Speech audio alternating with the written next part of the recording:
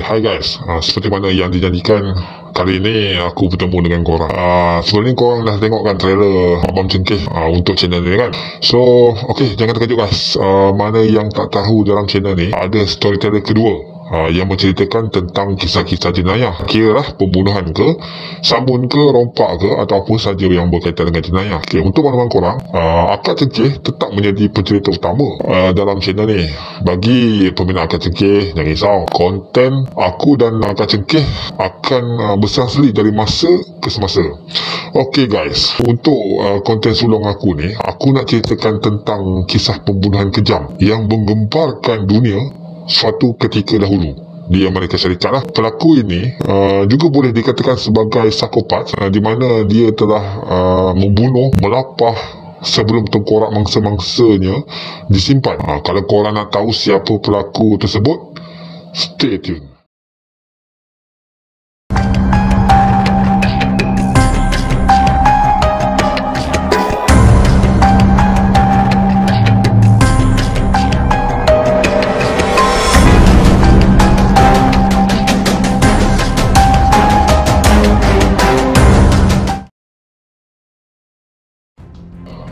Guys, pelaku tersebut bernama Jeffrey Dahmer dan kisahnya telah diadaptasi ke layar perak sebanyak 2 buah filem yang bertajuk Dahmer pada tahun 2002 dan My Friend Dahmer pada tahun 2017. Kedua-dua filem tersebut sedikit berbeza lah apabila divisualkan. Kalau korang tengok filem Dahmer, agak ganas apabila korang tonton. Filem Dahmer ni memang tidak sesuai lah untuk ditonton oleh penonton di bawah umur 18 tahun sebab terdapat unsur-unsur 18 SG dan 18 SS. Manakala dalam filem My Friend Dahmer, ia tak adalah menunjukkan babak-babak pembunuhan yang kejam seperti mana filem Dahmer ni.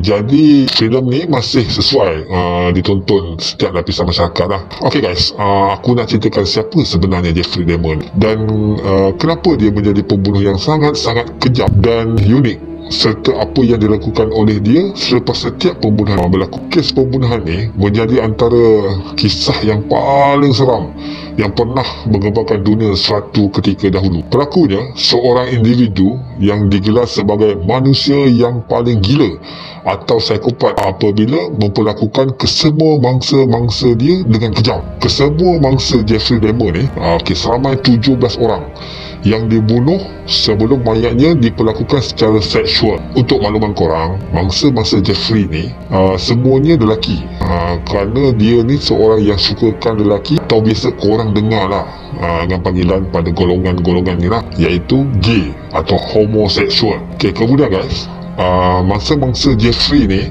kemudian dilapah dan ada di antara mangsa yang digerudi, ditengkorak kepada secara hidup-hidup guys. Ngeri guys, dan sangat-sangat creepy guys.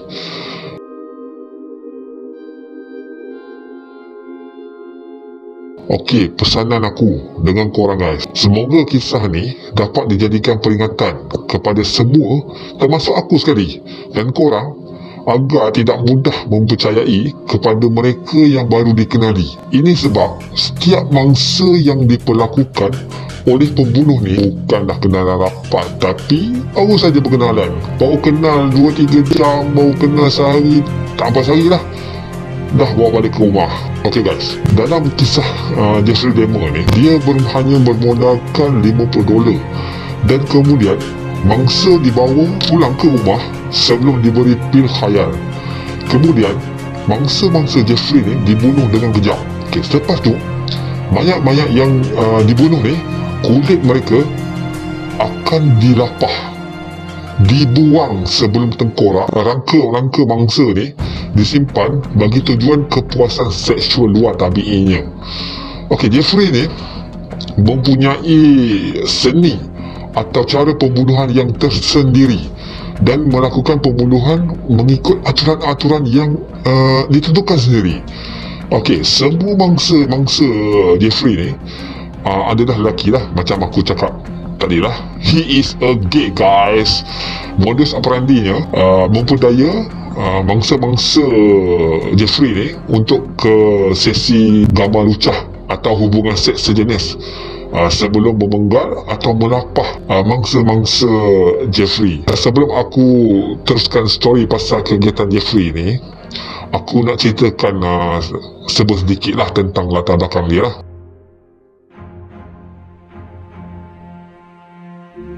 Okey, Jeffrey Dahmer ni, dia dilahirkan pada 21 Mei 1960. Okey, semenjak kecil, Jeffrey ni dia rasa tersisih lah dari ibu dia sendiri. Sebab dengan kelahiran adik dia yang bernama David, yang membuatkan Jeffrey ni berasa ibunya tidak pernah kisah dan ambil berat tentang diri dia lah. Okey, mungkin dia rasa cemburu dengan kelahiran adik dia kerana parent dia banyak memberikan perhatian pada adik dia lah. Ayah si Jeffrey Dahmer ni, ketika itu dia sedang melanjutkan pengajian ke peringkat PhD dalam bidang kimia. Kira bapa dia ni seorang ahli kimia lah. Okay, Jeffrey ni seperti yang diberitahu oleh ayahnya ketika laporan penyiasatan, ketika pihak polis membuat siasatan, dia merupakan seorang yang pemalu dan pendiam. Mereka sekeluarga ni kerap berpindah randah. Jeffrey juga pernah menjalani pembedahan hernia, iaitu angin pasang lah, ketika dia waktu kecil. Sebaik sahaja melangkah ke alam persekolahan, high school lah, Jeffrey ni dia hilang fokus dalam belajar. Personalitinya yang pendiam dan pemalu telah bertukar menjadi ceria dan kaki sakat. Dia terkenal di sekolah atas kegemarannya mengenakan prank, iaitu suka membuat seperti kena sawan lah. Bukan apa guys, dia hanya untuk menarik perhatian di kalangan rakan-rakan sekolah dia je, memandangkan dia ni tak ada kawan. Disebabkan dia ni seorang yang sangat-sangat pendiam lah dan pemalu. Apabila dia mula berkawan dengan segelintir rakan sekolah dia, dia juga sudah mula menjadi seorang pemabuk. Dia suka minum arak lah. Dia mula menyelundup minuman keras ke sekolah. Pernah beberapa kali ditegur dan dihukum oleh pihak sekolah atas kegiatan dia lah. Namun dia tidak peduli dengan amaran-amaran dan teguran oleh pihak sekolah. Ketagihan dia ni dengan alkohol ni telah menyebabkan prestasi di sekolah ni berundum. Tapi ada guru yang melihat Jeffrey sebenarnya kurang perhatian dan kasih sayang, mungkin lah. Pada tahun 1978, ibu dan bapanya bercerai. Oleh sebab Jeffrey ni sudah berusia 18 tahun, dia tidak diwajibkan untuk diletakkan di bawah jagaan ibu atau ayahnya. Dia tinggal berseorangan dan menjadikan emosi dan mentalnya semakin tersisih. Namun di sinilah bermula kegilaannya, seperti terlibat dalam aktiviti homoseksual dan pembunuhan. Guys, kekejaman si Jeffrey Dahmer ni tidak dia berhenti setakat tu je guys. Hobi dan kegemaran pelik lamanya mengumpul bangkai-bangkai haiwan dan serangga sebelum diceraikan badan haiwan-haiwan tersebut kembali merasuk Jeffrey. Ditambah lagi ilmu meleraikan daging diperolehi dari ayahnya lah, seorang ahli kimia. Lebih-lebih lagi melengkapkan kegarahan Jeffrey terhadap hobi pelik inilah. Dia menggunakan bahan-bahan kimia milik bapanya untuk proses tersebut. So dia tak ada jadi kesusahan lah untuk mencari bahan-bahan untuk mengawet haiwan-haiwan yang dikumpulnya lah.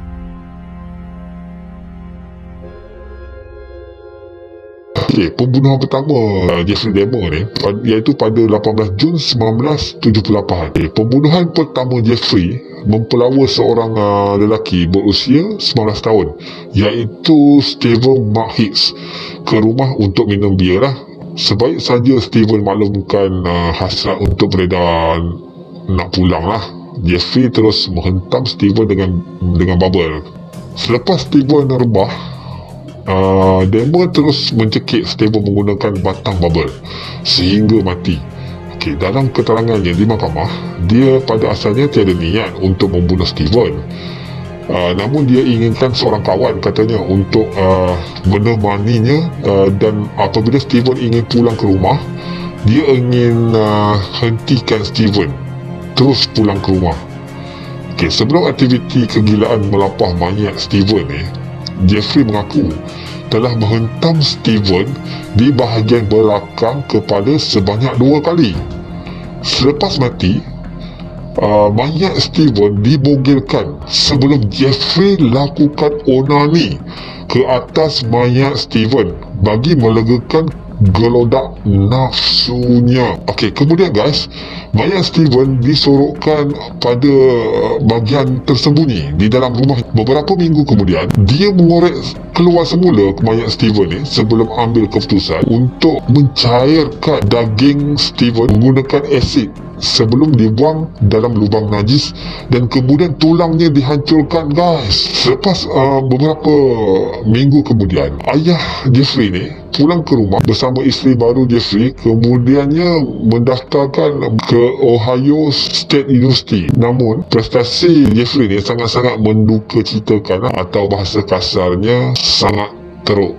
Dia hanya berada sana sekitar lebih kurang 3 bulan saja. Seterusnya dia ke perkhidmatan tentera. Di sana beliau tidak menunjukkan prestasi yang sangat-sangat membanggakan lah. Malahan masih meneruskan kegiatan seks dia tu lah, seks jenis dia lah. Seorang ahli di sana mendakwa Jeffrey telah melewatnya beberapa kali. Jeffrey telah dikeluarkan dari kamp latihan kerana aktivitinya, dan seterusnya mencuba pelbagai jenis pekerjaan. Ayahnya kemudiannya menghantar Jeffrey untuk tinggal bersama nenek di West Allis, Wisconsin, dengan harapan supaya ketagihan katakan terhadap alkohol dapat diubati lah. Di sana Jeffrey menunjukkan sedikit perubahan, seperti rajin membantu nenek dia, dan dia juga berjaya mendapatkan pekerjaan. Tapi dia berhentilah. Dapat kerja berhenti.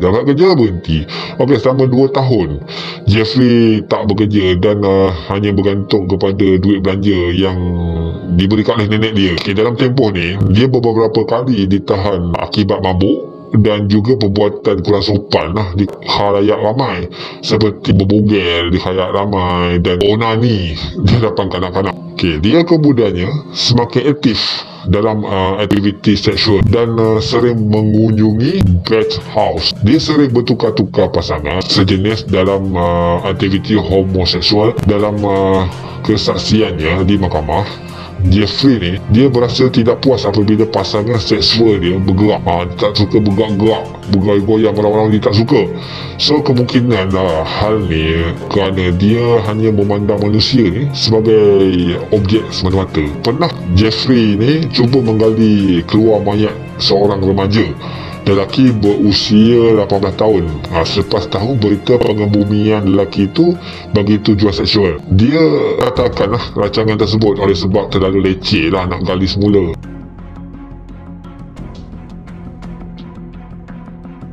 So, mangsa kedua, maksudnya pembunuhan kedua, pada November 1980, seorang lelaki berusia 25 tahun yang bernama Steven Tommy telah mati dibunuh oleh Jeffrey. Jeffrey dalam keterangannya di mahkamah mengatakan tiada niat untuk membunuh Tommy. Dia hanya ingin menghayalkan Tommy je sebelum melewat dalam keadaan Tommy yang lesan dan tak sedar apabila setelah memberi pil khayal pada Tommy. Namun pada keesokan pagi, Tommy dalam keadaan lebam dan berdarah. Dia tidak ingat apa-apa. Dia tengok dalam buku 5 dia tu juga lebam. Tanda dia telah mengasari Tommy pada malam sebelumnya lah. Mayat Tommy mesti dihapuskan. Dia membawa satu beg besar bagi mengisi mayat Tommy sebelum dibawa ke rumah nenek dia. Selepas kira-kira seminggu kemudian, Jeffrey dia memenggang kepala, lengan, kaki dan diceraikan dari badan. Dagingnya dipotong kecil, kemudian tulangnya dihancurkan pula. Proses mengambil masa kira-kira 2 hingga 3 jam sebelum kesemuanya dibuang dalam tempat pembuangan sampah. Namun kepala mangsa disimpan dan dibalut dalam selimut. Kepala mangsa kemudian direndamkan dalam larutan Soilex bagi menceraikan isi daging daripada tengkorak tu. Guys, korang tahu apa fungsi tengkorak yang disimpan oleh Jeffrey ni? Tengkorak tersebut digunakan bagi tujuan rangsangan ketika Jeffrey sedang onani. Bertitik tolak daripada ini, dia semakin aktif. Dia mengunjungi gay bar dan pelbagai lagi pusat aktiviti seks bagi mencari mangsa dia lah. Ketagihannya dah tak boleh nak kontrol lah, dah tak boleh nak bendung dah. Antara mangsanya termasuklah pelacur lelaki yang dibayar sebanyak $50 bagi tujuan gambar bogel dan kemudiannya dibunuh. Mangsa seterusnya adalah Anthony Sears yang dianggap paling menarik lah di mata Jeffrey ni. Jeffrey menyimpan kepala dan kemaluan Anthony ni sangat lama lah, dan sentiasa membawa kepala dan kemaluan yang telah diawetkan dengan aseton ke mana-mana saja yang dia nak bawa lah. Manakala bahagian badan lain Jeffrey telah melapah dan buang. Mangsa-mangsa dia kesemuanya seramai 17 orang. Guys, ramai lah mangsa Jeffrey ni. Kalau aku nak ceritakan semua mangsa dia satu persatu, memang banyak guys. Semuanya diperdaya untuk aktiviti seksual dengan sedikit bayaran. Kemudian dikhayalkan sebelum dibelasah dan dibunuh. Kemudian mayat dilapah sebelum tengkorak setiap mangsa disimpan. Bermakna modus operandinya membunuh mangsa-mangsanya tetap sama guys. Guys, ini senarai mangsa-mangsa dia guys. Pada tahun 1991, eksperimen gila Jeffrey Dahmer ni, dia telah mencuba satu eksperimen yang sangat-sangat gila. Dia memperdaya Errol Lindsay yang berusia 19 tahun. Selepas Errol pengsan, dia menggerudi tengkoraknya dan diisi dengan hydrochloric acid. Kemudian Errol terjaga dan mengadu sakit kepala. Pada 26 Mei 1991, Jeffrey sekali lagi memperdaya seorang pemuda berusia 14 tahun bernama Conrad dengan sedikit warna bagi sesi fotografi bogel kononnya. Pemuda tersebut bersetuju dan dia diberi pil tidur sebelum kepalanya digerudi dan diisi dengan hydrochloric acid seperti mana mangsa yang sebelumnya lah. Jeffrey ni hampir kantoi ketika itu. Si Conrad ni dia tersedar dan keluar dari apartmen si Jeffrey ni, kononnya bagi membeli beberapa botol bir. Tanpa sedari, Conrad berjaya meloloskan diri dan dia melihat Conrad berada bersama 3 wanita yang lain dalam keadaan bogel. Wanita tersebut terus telefon pihak polis. Pihak polis tiba dan Jeffrey dengan segera memikirkan bagaimana nak melepaskan diri, bagaimana nak melakukan helah. Dia mengaku Conrad ni adalah teman lelakinya yang berusia 19 tahun dan dalam keadaan mabuk. Pihak polis percaya pada Jeffrey ni sebelum mengiringi mereka berdua ke apartmen Jeffrey. Pihak polis ada terhidu bau busuk, tapi pihak polis ni tak mengesahkan apa-apa lah. Semasa polis pergi ke apartmen dia, Jeffrey ada menyerahkan gambar Polaroid lah, Polaroid intim dia lah yang diambil sebelum bersama Conrad, membuktikan kononnya mereka ni pasangan kekasih dan Conrad ni mabuk ketika itu. Jadi polis percayalah dan terus beredar. Jeffrey seterusnya menyambung eksperimen gila dia ni dengan menyuntik lebih banyak lagi terhadap seorang lagi mangsanya, iaitu Conrad, yang membawanya kepada kematian terhadapnya. Pihak polis yang tidak mahu masuk campur hal peribadi telah mengubah nyawa Conrad yang baru berusia 14 tahun. Selain hydrochloric acid, Jeffrey juga bereksperimen dengan mengisi kepala mangsa dia dengan air panas yang menggelegak, yang mengorbankan Jeremiah Weinberger yang koma kemudian mati 2 hari selepas itu. Mayatnya dilepaskan dengan cara yang sama oleh Jeffrey.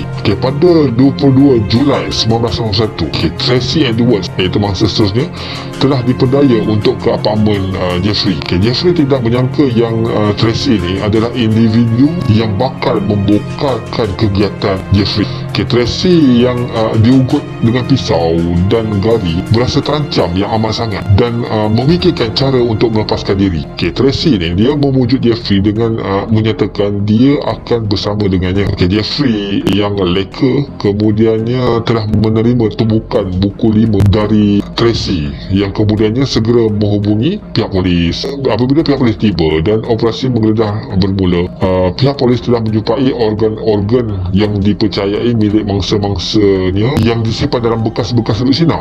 Jeffrey didakwa dan mengaku kesemua pembunuhan yang dilakukannya. Ketika polis menggeledah rumah dia, dia sendiri menyatakan yang dia sepatutnya sudah patut mati ketika itu atas apa yang telah dia buat. So pakar juga telah mengesahkan Jeffrey ni waras, dia tak gila lah, maksudnya mental dia dalam keadaan baik lah. Ketika dia soal mengapa dia menyimpan tengkorak mangsa dia menyatakan dia sedang membina altar. Altar ni kira macam meja semasa upacara untuk pemujaan suci lah untuk dirinya. Bagi tujuan meditasi dan berhubung dengan kuasa yang dapat dirasakan, Jeffrey ni dipenjarakan dan mula kembali kepada ajaran Kristian dia. So Jeffrey ni dia mohon untuk dibekalkan kitab Bible. Dia kembali kepada pangkal ajaran agama dia lah. Jadi apa penyudahnya Jeffrey? Hanya dipenjarakan ke je? Tidak, Jeffrey ni mati dibunuh oleh rakan banduannya. Jeffrey yang sepatutnya diasingkan minta untuk dikumpulkan bersama banduan yang lain. Masih ingat tak pembunuhan pertama Jeffrey? Dia mencekik mangsa pertama dia dengan besi babel. Nyawa Jeffrey juga disudahkan dengan sebatang besi oleh rakan banduan dia. Dia dibelasah dengan sebatang besi, kemudiannya dihempas ke dinding beberapa kali. Kemudian Jeffrey mati selepas 1 jam dirawat. Jeffrey ni memaklumkan hasrat supaya mayatnya dibakar dan tiada apa-apa upacara perlu dilakukan. Permintaannya ditunaikan dan abu mayatnya dibahagikan kepada ahli keluarga. Maka berakhirlah kisah pembunuhan kejam Jeffrey Dahmer. Jeffrey adalah seorang penjenayah yang unik. Kepuasan nafsunya dicapai ketika perhubungan dengan mangsa yang sudah mati. Kemudiannya diberikan dadah sebelum dicekik, dibelasah dan dikelar. Tengkorak mangsa adalah trofinya. Kemudian kebanyakan mangsanya adalah dari kelab gay dan pelacur lelaki. Kegilaan Jeffrey ni kekal menjadi legenda sehingga sekarang. Nak ikut seseorang pulang ke rumah atau ke mana-mana. So hati-hati guys, kita takkan tahu jika persis Jeffrey Dahmer ni wujud semula dalam diri orang asing yang kita tak kenali. Guys, setakat tu je lah penceritaan aku kepada kali ini. Next time aku akan cerita lagi kisah-kisah pembunuhan ataupun misteri. So thank you dan jangan lupa subscribe dan tekan loceng untuk mengikuti konten channel Zengke. Selamat tinggal guys.